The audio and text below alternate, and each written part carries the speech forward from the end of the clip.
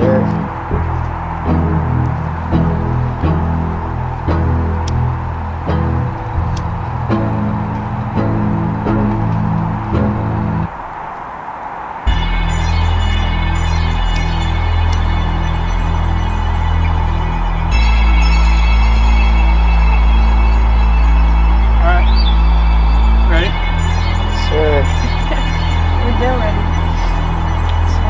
So, how are you?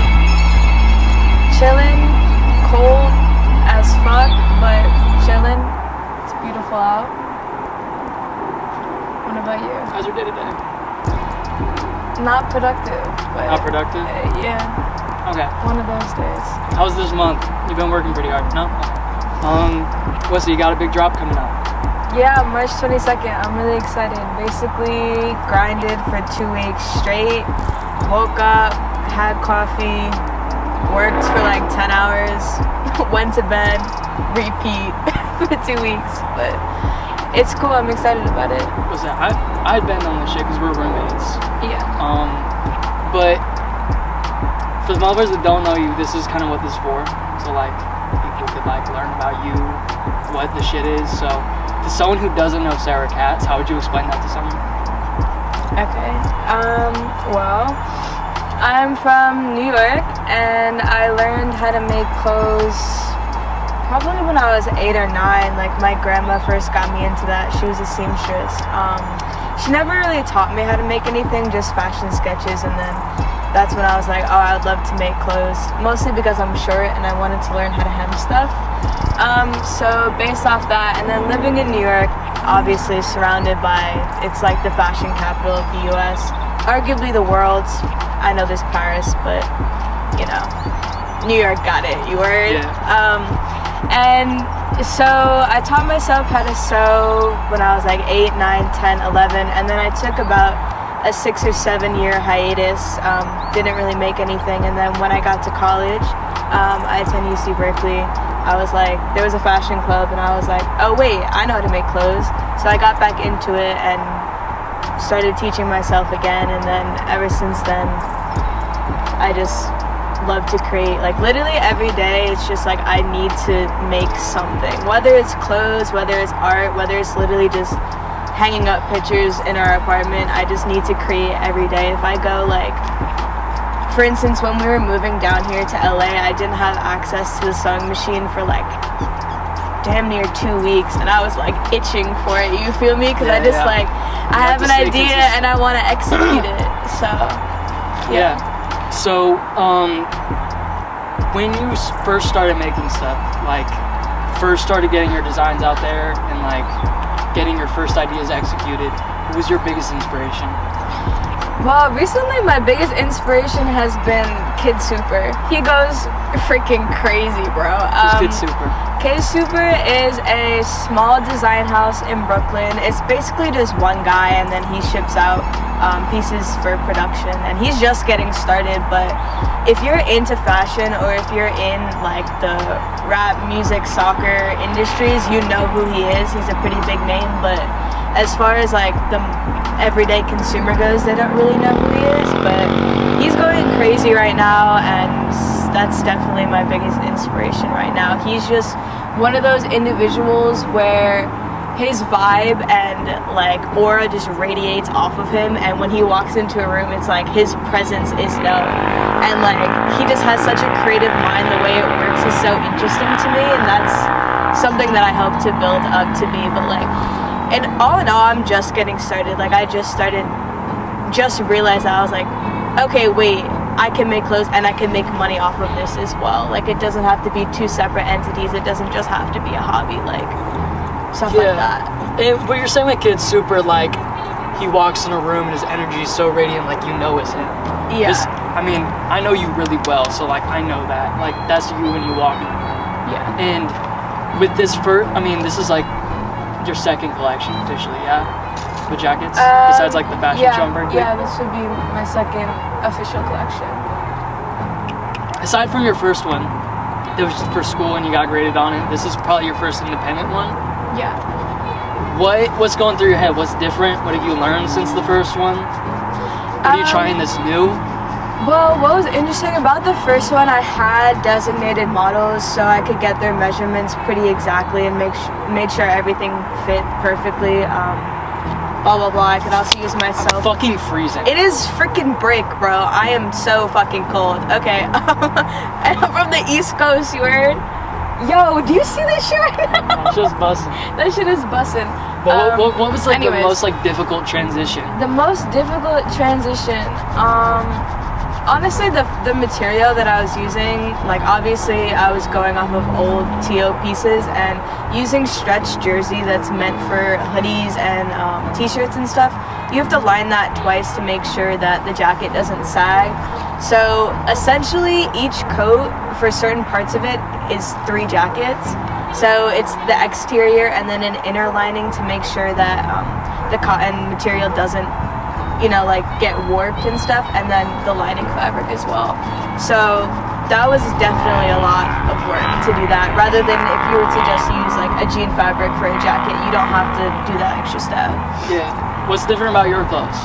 I mean, JC showed us custom jackets he's bought from artists over the years. This is a different level of clothes. They're by me. What you talking about? What is you talking about? But like, what's different from your jackets from what you see from like people online? There's a huge difference, and I think it does need to be like definitely addressed. Like, there's people that sell shit on Instagram, and there's people that do like custom 101s, but those are their jackets. Like, explain how yours are so different. Okay, well, I don't have OCD, but when it comes to making stuff, I definitely have OCD. So a big difference. For instance, I do a lot of patchwork stuff as well, and a major difference, just time consuming wise, I double or triple top stitch everything, so it just, everything lays nicer, and it's just like, I can't not do it, if that makes sense. Yeah. Like, for instance, on this, all the seams are like triple top stitched and things like that. I usually don't see that other people selling clothes, and then a lot of times people ask me, and with this drop as well, like, okay, so like, what did you do to the jacket? And I'm like, no, I made it from scratch. Like, I made the pattern and then assembled it and then made the lining and then put it together and then did accents and things like that. So I'm not working off of something that was previously made. You're literally making the pattern yourself. A big thing is like, I'm used to making clothes for myself, obviously, and I know my body very well from doing that, and I know kind of just eyeballing what is going to fit me and what doesn't, so I'm not usually making patterns. But this time around, you know, I had to make 3 smalls, 3 mediums, 3 large, and 2 extra large. And I've never necessarily had to do something like that before, so I had to reteach myself how to scale up patterns and stuff like that to make sure that, you know, like the sleeve length is consistent with a typical large sleeve on another type of jacket and things like that. So I did go around to like Goodwill and stuff to find measurements. Like, I brought my measuring tape around and shit. So what's it? With all this stuff going on, you know, you're making the jackets. You know, made 11. When you, me, JC, and the manufacturing team were going shit over, do you remember what we originally had set? How many jackets we're gonna do? Well, originally I thought we were doing 9. And then I was like, I could probably do more than that, to be honest. No, and then you guys said you wanted 3, and I was like, I have 2 weeks, I could bang out way more so than the original 3 jackets. The original bet was 3 jackets. Like, that's what you were signed for. That's what you were asked to do. And you exceeded that and made 12. Minus the one that JC owns. So like, it's like you really like overshowed. Like, no one was expecting 11, 12 pieces. And you made, like, you were only asked to do 3. How long did each of like the pieces take? Like, I live with her. I fucking like been seeing the process. Heard my sewing machine going at like 6 in the morning. I knew you were home. But I like doing it. Like, yeah, it's stressful, but at the same time, it's like, okay, how long did it take? Each jacket took about a day and a half completely to be finished. So it took a little bit over 2 weeks for all of them. Some of the jackets obviously took longer than others. Like, the ones that are evidently more patchwork obviously took longer because that's more top stitching and more cutting and more time making the patterns and things like that, versus the ones that are like the jean jacket kind of fit. The ones with the fringe took longer because that was a bitch to deal with, but I think the end product, it was worth it in the end, you know? But yeah, pretty much a day and a half of consistent grinding. Everything, because I did a lot of extra things that took more time than I didn't need to do that. Like, for instance, hand sewing the TO labels onto everything, Making and the adding, fucking jacket things with the yeah, thumbs. adding the thumb holes into the jacket and things like that.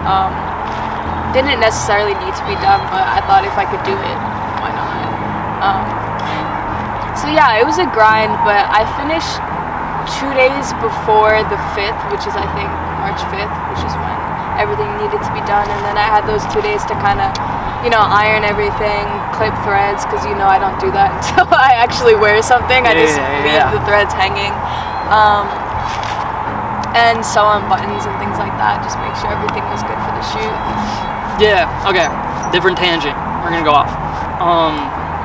I moved to Berkeley in 2019, like the start of 2019, and we met just because she was like really, really close in town, and there was really like no other fucking like art kids out there that like I really liked and like liked the same things as me.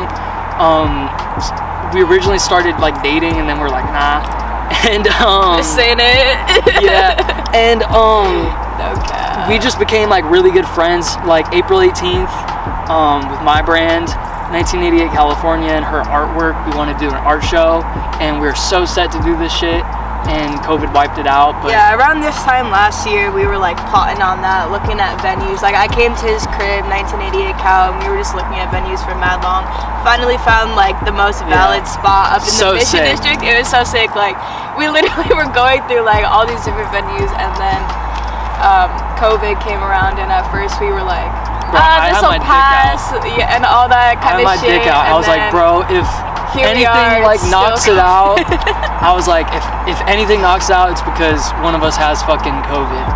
And Sarah like had a cough, so we thought it was funny, and we made a joke like saying like save Sarah, she has COVID. So we made these hoodies called Save Sarah, and it started like a little like different dialogue. Yeah, but okay, what had happened is I hopped on a flight to go back to New York, and then like I finally get Wi-Fi on the flight or whatever, and you're hitting me up, or like right before the flight you're like, oh, I'm gonna make this visual, blah blah blah, I'm gonna do a Save Sarah thing. And then so I was like, bet. And then I get off my flight, and he has like a video done and edited. He has like hoodies ready to be made, like already on the way and shit. Like that shit was mad funny. I was like, it's like a 4-hour flight. Yeah. So we started that shit while we were like away, and then basically we were able to then become like roommates. I moved out, and then basically when JC hit me in like September for the opportunity to work for TO, I was able to get to a point where I thought I could do this as like a full-time job, hopefully, and build the brand up and all this stuff. And Sarah continued to be my roommate when we moved out here about a month ago, and me and JC had just launched the TO Customs program, and we're looking for artists already. And Sarah basically got hooked up with JC. We're good? Yeah, I was thinking already. My ISO was not auto. Yeah, same. That shit was dark, but that shit was really dark. Well, it's so cold. We got 4 different ones, so we're good. Okay, let me know when the light gets extremely fucked. I have like a conversation I'm about to end. Okay. And then I think we'll end it out with you and Sarah. You're still with the recording, right? You flashlight. didn't stop. With the flashlight? I have a cool idea. No, you're Just let me know when it gets fucked. We could literally just stop the conversation. We could just say like, yo, fuck off, and go to the next clip. I think it'd be cool. Yeah. Okay. We ready? Sure. So, yeah, moved down to LA. Wait, hold up. Ah! You're... So we moved out here. We already need people for customs. What we're saying, and like Sarah seemed to be like the first like perfect fit for an original artist. And like I said, we promised 3. She ended up with 12. We shot visuals with Tegan and Jacob, who's behind the camera right now. And shit's coming out March 22nd. Yeah. How fucking excited? I mean, yeah, I can't wait.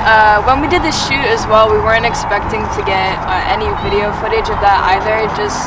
We were relying on Tegan's film pictures, and then Jacob ended up filming like fucking 5 hours of B-roll. So Tate's been editing a video for that, and I'm excited for that visual as well, because I've never really had actually something like that showing my work, which is cool.